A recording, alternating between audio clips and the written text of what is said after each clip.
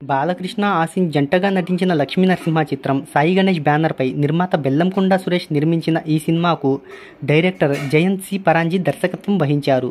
2004వ సంవత్సరం జనవరి 14వ తేదీన రిలీజ్ అయింది ఈ చిత్రం. అయితే అప్పట్లో బ్లాక్ బాస్టర్ హిట్గా నిలిచింది. అయితే ఈ మూవీని తాజాగా జూన్ 8వ తేదీన రిలీజ్ చేశారు.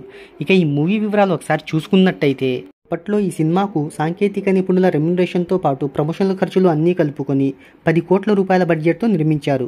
ఇక థియేట్రికల్ రన్ మొత్తం మీద 16 కోట్ల రూపాయల షేర్ను 30 కోట్ల రూపాయలకు పైగా గ్రాస్ను వసూలు చేసింది.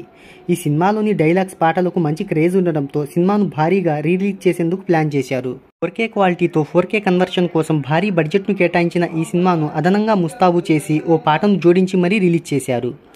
ఈరోజు ఈ చిత్రం ఇండియా వైడ్గా 4 లక్షల రూపాయలను వసూలు చేయగా ఓవర్సీస్లో $3,000 వసూలు చేసింది.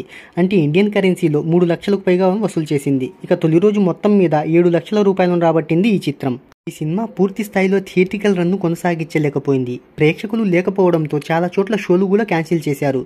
ఈ సినిమా సుమారుగా 10 లక్షల రూపాయలను మాత్రమే వసూలు చేసినట్టు ట్రేడ్ వర్గాలు చెప్తున్నాయి. ఈ సినిమా రిలీజ్ కోసం చేసిన ఖర్చు కూడా ఈ మూవీని రాబట్టలేకపోయింది.